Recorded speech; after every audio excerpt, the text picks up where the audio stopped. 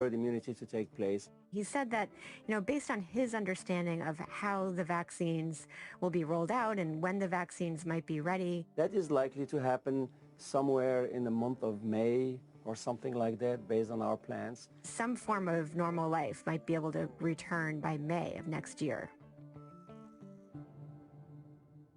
Right. And I read about that, Katie, the next morning. I think I saw it in a tweet, and I actually thought to myself, that can't be right. Someone got that wrong. And then I went to the CNN website and I looked at the transcript and I was like, oh, he actually said that. May. That felt really early. Yeah, it is pretty remarkable that we could have a vaccine by then. But a lot of things will have to go right, and many, many steps will have to fall into place. But it's entirely possible this could end up being correct. Well, what exactly gives him the confidence to make this very public declaration? Well, it's based on how far along we are in the development process. We've already had really good results from some of the companies, Pfizer, Moderna, and AstraZeneca. Right. And Pfizer in particular has already submitted its application for emergency authorization with the FDA. And so now FDA scientists are poring over that data and evaluating whether they're going to okay it. And there's even been a date set on December 10th for an outside panel of independent vaccine experts who are going to weigh in on it. And then the belief is that pretty shortly after that, it could be authorized by the FDA. And from what Dr. Slaoui and the other Warp Speed officials have said, the vaccines could start rolling within 24 hours of an authorization. And when you say rolling, what exactly does that mean? I think everyone is extremely interested in the question of when and how the vaccines actually start to reach all of us. Yeah. So for the past several months, even as these vaccines have been, going through clinical trials, these officials at Operation Warp Speed have kind of been gaming out how this is going to work and planning out with the states exactly how it's going to be distributed and how they're going to get these vaccines and these vials from the factories to your local clinic. So what distribution plan have they come up with? So just take Pfizer for a second because they're the furthest along. Their vaccine needs to be kept extremely cold. It's got to be kept at minus 94 degrees Fahrenheit. So they've designed these special shipping boxes that they say will be able to keep their vaccines at this ultra cold temperature. And they hold 975 vials of vaccine. And they have GPS-enabled thermal sensors that track the location and the temperature of each of these vaccine boxes as they're shipped across the country. When the boxes arrive, then the clinic or the hospital, they're going to have a couple of options. They could just put it into an ultra cold freezer, and a lot of hospitals are actually buying these freezers especially for this right now. And if they put it in this freezer, then they can store it there for up to 6 months. But if they don't have one of these freezers, they can just take the vials out of this ultra cold shipping box and put it just into a regular refrigerator, essentially thaw out the vaccine. And then those vaccines would have to be used within 5 days. And then the last option is that they can keep the vials in these special boxes, and those can be used as temporary storage as long as they keep refilling it with dry ice for up to 15 days.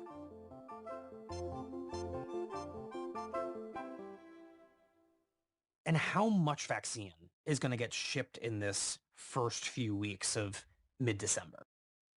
Well, initially not nearly enough for everybody. The first week of a shipment that they've said will be about 6.4 million doses. And remember, Pfizer is a 2-dose shot that's given 3 weeks apart. So when we hear the number 6.4, we should assume that actually means doses enough for some 3 million people. Correct. And then the government is saying that there should be about 40 million doses of the vaccines by the end of the year. Right, which again, we should cut in half to assume 20 million Americans. That's right. So that's a very small percentage of the American population. So what are government officials telling you will be the kind of hierarchy for who gets it and in what order? These details, they are still being worked out, and states and the federal government and local officials are still kind of talking about this stuff. But there is generally a broad consensus that the first group that will get them are doctors, nurses, other healthcare workers.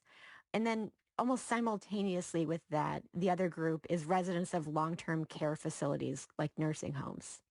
And how many people is that, Katie? Doctors, healthcare workers, people in long-term health centers?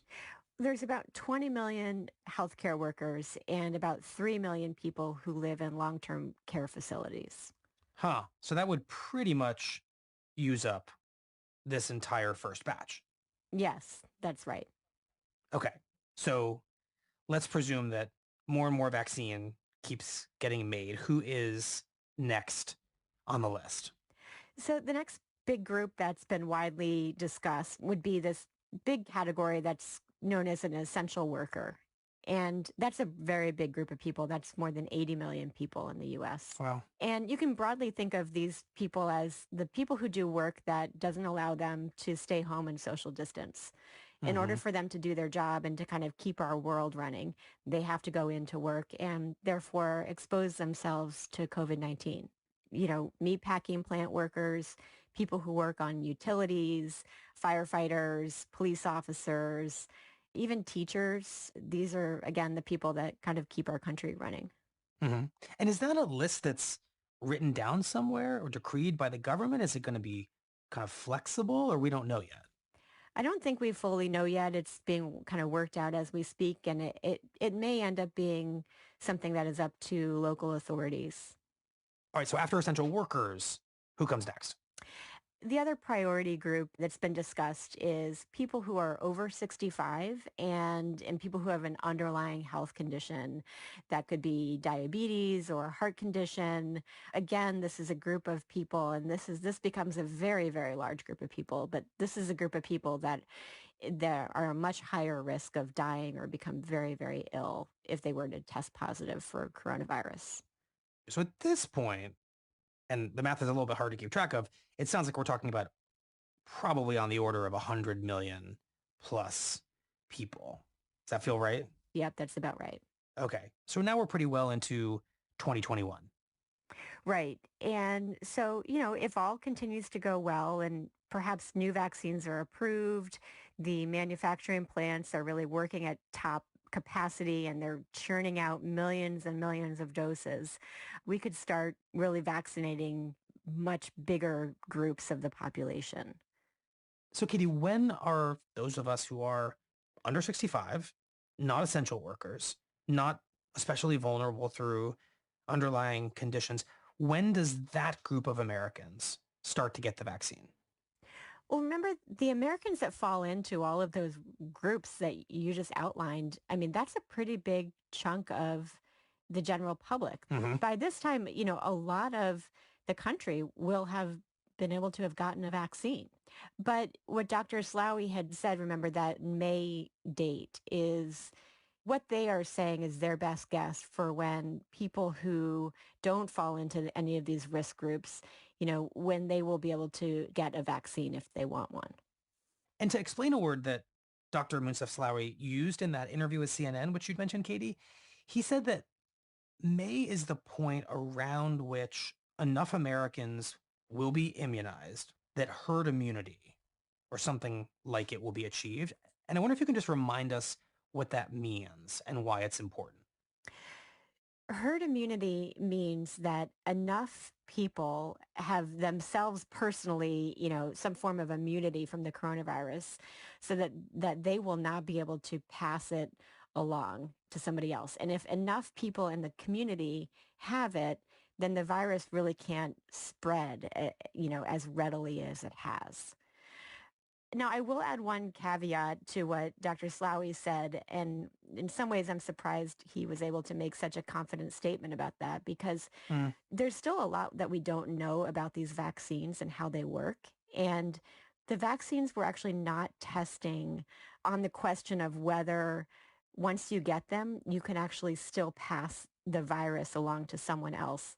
The only Huh. thing that these clinical trials were testing was whether they prevented people from developing COVID-19, which of course is the disease that you develop after having been infected by the coronavirus. So we really don't know yet whether, even if a vast section of the American public gets this, if they still won't be able to pass the virus from person to person. So you're saying there's still a possibility, we don't know for sure, that tens of millions of us will get this vaccine, and we ourselves will probably not get sick because that's what the clinical trials have shown this vaccine prevents, but it's possible we still might give the virus to somebody who is not vaccinated.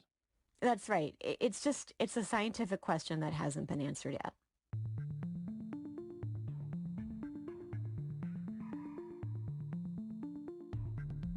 We'll be right back.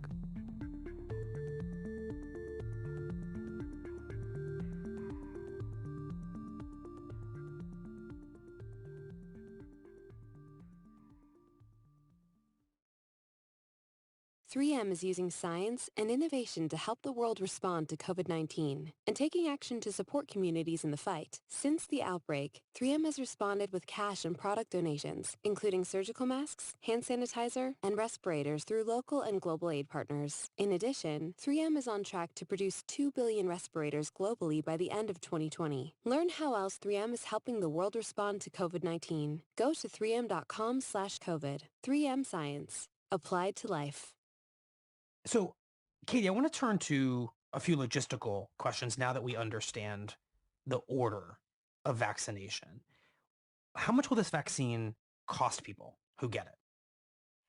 In this first phase, it should be free of charge For everyone.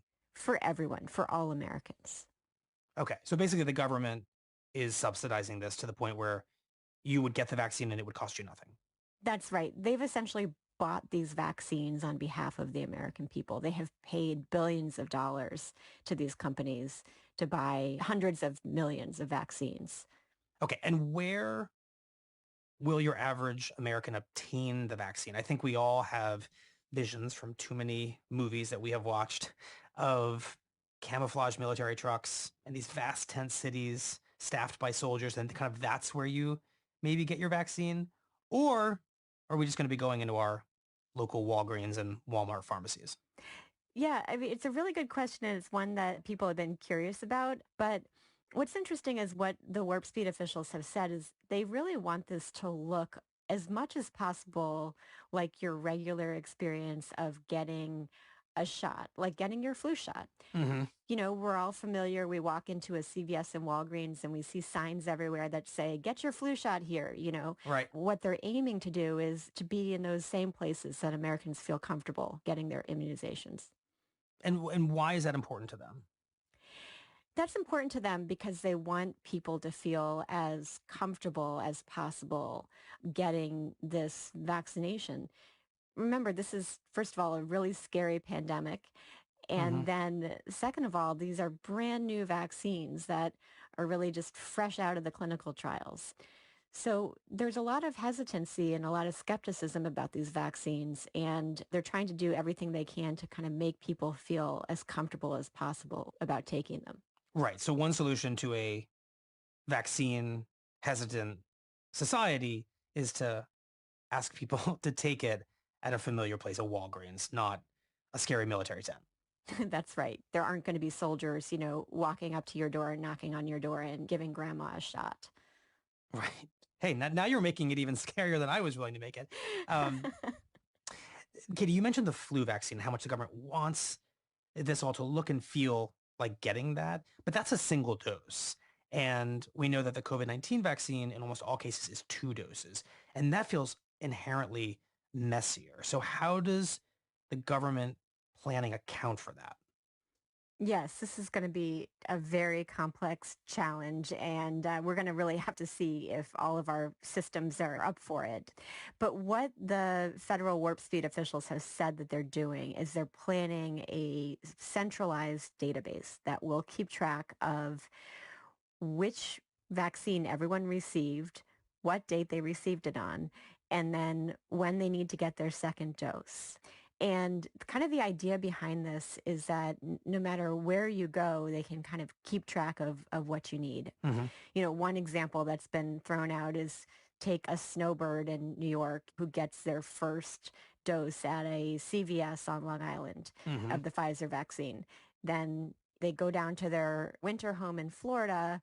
They go into a different pharmacy, and the pharmacy there is able to look them up and know exactly what they are due for and which vaccine they should get.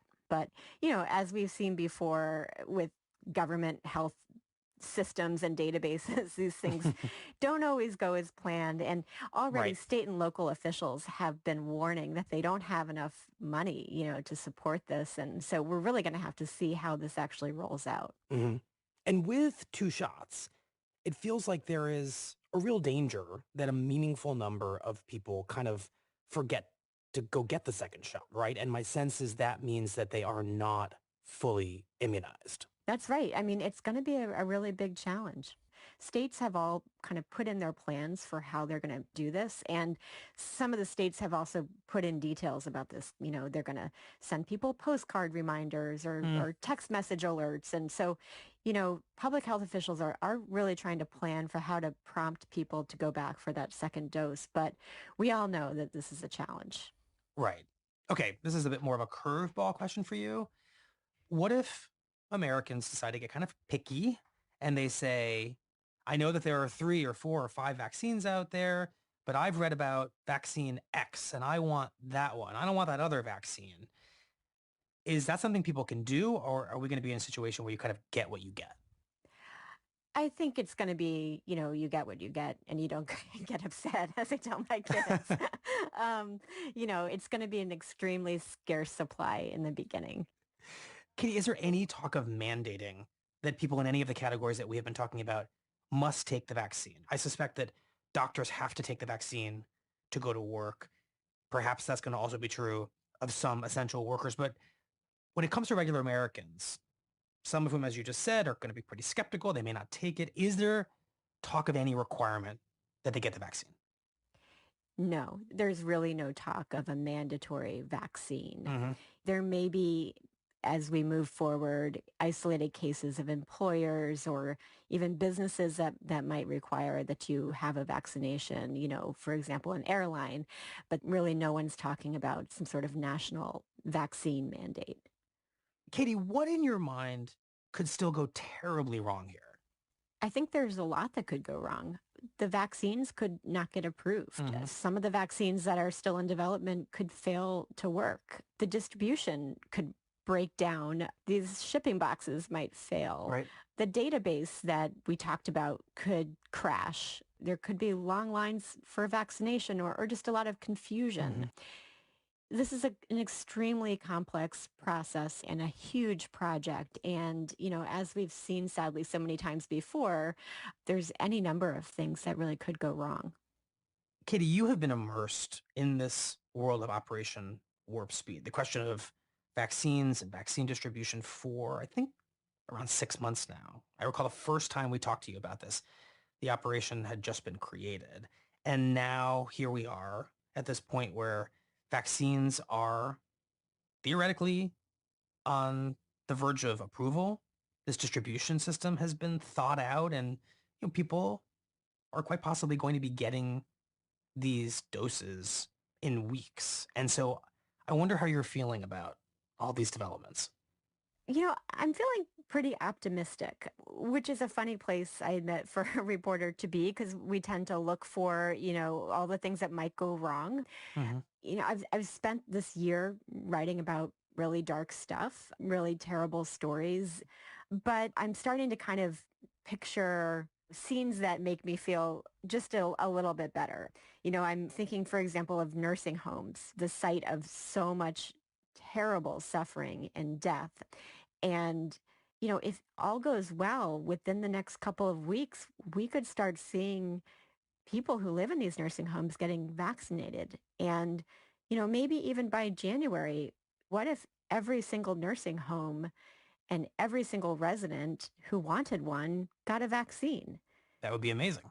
I mean, that would be amazing. And that's really just around the corner. And, even in my own life, I think all of us, this has continued on for so long and it's been so tough that we've all kind of stopped allowing ourselves to really think about the future. And I have been kind of allowing myself to think about what would we do after the pandemic? When could my kids see their grandparents? Mm-hmm. When would that be safe? And, honestly, those are things that I really haven't even almost allowed myself to plan for. And I'm starting to think about that a little bit. I'm guessing you haven't bought plane tickets, but you're maybe looking at prices? I'm not even that far along. I'm just picturing in my head my kids seeing their grandparents. And just being able to have those thoughts is itself a comfort to me. This is a weirdly hopeful moment, and I think all of us have our fingers crossed. So thank you very much, Katie. We appreciate it. Yeah, thanks. Later today, Moderna will seek emergency authorization from the Food and Drug Administration to begin distributing its vaccine for the coronavirus, making it the second company after Pfizer to reach that milestone.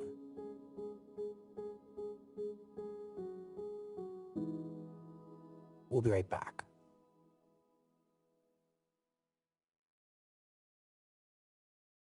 This podcast is sponsored by McDonald's. Here there are people who wake up before sunrise because of potatoes. Here there are families who care as much about tomatoes as their pets. And here there are people who think about cattle more than anyone else who thinks about cattle. Here, farmers are the protectors of one of our greatest assets, our ingredients. Which is why here at McDonald's, we're proud to support farmers that help us serve you quality food. If it's important to farmers, it's important here. McDonald's, serving here. Here's what else you need to know today. The Times reports that the assassination of a top Iranian scientist threatens to derail President-elect Joe Biden's plan to revive the Iran nuclear deal. The scientist, Mohsen Fakhrizadeh, who has overseen Iran's pursuit of a nuclear weapon for decades, was gunned down in his car on Friday in an operation attributed to Israel. It is widely believed that the Trump administration was either aware of or blessed the operation. Biden has said that a new agreement between the U.S. and Iran, designed to prevent Iran from developing nuclear weapons, is a major priority. But both Trump and Israeli Prime Minister Benjamin Netanyahu want to block such an agreement, and the assassination of Fakhrizadeh may be designed to make such a deal as difficult for Biden as possible. And beginning the week of Monday, December 7th, New York City public schools will begin to reopen. New York Mayor Bill de Blasio said he would reopen the city's public elementary schools and abandon the controversial threshold for shutting them down, which was triggered 2 weeks ago. The announcement was an acknowledgement that linking in-class learning to a citywide infection rate of 3% was impractical, since the infection rates inside schools had remained far lower. We now believe we know what we didn't know back in the summer. We know what works through actual experience.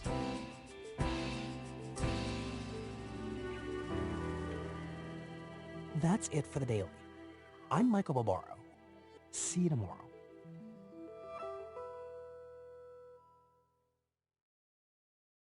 In A Promised Land, the first volume of his presidential memoirs, Barack Obama provides a deeply personal account of history in the making. Obama reflects on the early years of his presidency, navigating the challenges facing our nation at home and abroad. He shares indelible portraits of his dedicated team, world leaders, and cabinet and Congress members, and also reveals his inspirations and quiet moments with family. A Promised Land is available wherever books and audiobooks are sold. Visit obamabook.com/thedaily for more information. From the New York Times, I'm Michael Barbaro. This is Daily.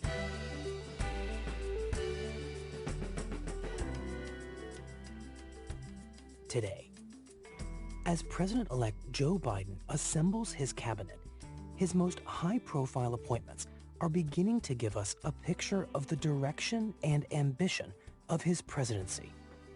To start, I spoke with my colleague, Gina Smilik, about Biden's choice of a Treasury Secretary in the midst of a new financial crisis.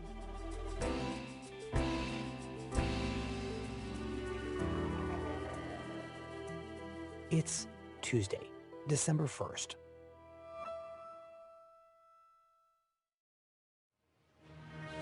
This is CNN Breaking News. We're following breaking news. President-elect Joe Biden announcing historic picks for top posts in his cabinet, including... NBC News has just confirmed that President-elect Joe Biden will nominate Janet Yellen. Janet Yellen, and this is the breaking news, will be the nominee for Treasury Secretary. If approved by the Senate, Yellen would be the first woman to hold the cabinet-level position of Treasury Secretary in the agency's 100-year history.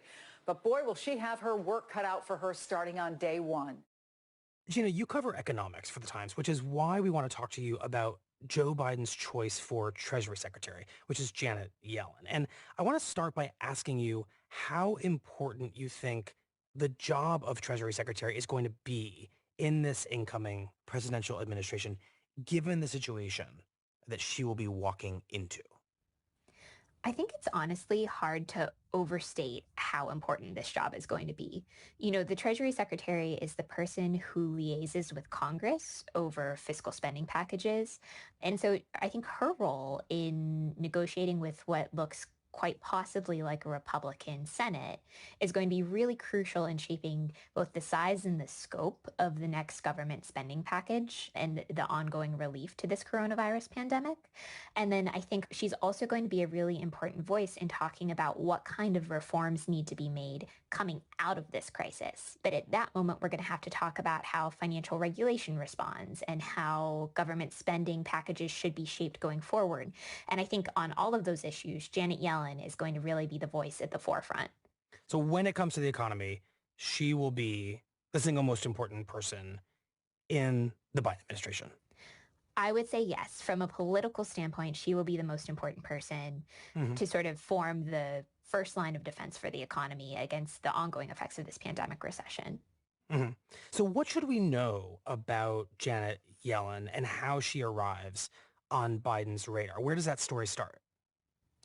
Janet Yellen was kind of a wonk from birth. So I think you kind of have to go back to sort of her roots to talk about how that story started. You know, she's born in Bay Ridge, Brooklyn, so middle-class neighborhood in Brooklyn. She is the child of a teacher who stayed home to raise her and a doctor. She was class valedictorian, editor of her school newspaper. She once quite famously interviewed herself for the school newspaper because the newspaper editor traditionally interviewed the valedictorian. Oh, geez. Yeah, she was a nerd. She had a rock collection, which came out in that article. So she was a nerd from the start. She went to Brown University. I always liked math and science, and I went off to college with the thought I might be a math major. And she knew she wanted to study something mathy because she liked math. But I was fortunate to take economics during my first year at Brown, and that was love at first sight, and I never looked back. But when she took economics, she just fell in love. You know, she realized that it had this huge potential to shape the public conversation and to have an impact on ordinary people's lives, and that was what she wanted. It was really about things that are fundamental to human welfare, opportunity, the ability to support one's family and to achieve one's goals, to have a secure retirement, to see one's children advance and do well. She was never after getting some sort of Wall Street job with an economics degree. She was really interested in having some bearing on how the world played out for real people. I think one thing that is important to know about Janet Yellen is she ascribes to this ideology which is called Keynesian economics. And the gist of that is just that anytime the economy is going badly and things are not playing out as you would want, there is some government role in righting the ship. And we shouldn't allow a prolonged period of very high unemployment. Free markets are good news. They generally are beneficial, but they don't work perfectly. They have imperfections and sometimes they break down. And when that happens, the government needs to step in and fix the problem. And I guess that tied in with my own upbringing. My parents had grown up, they were college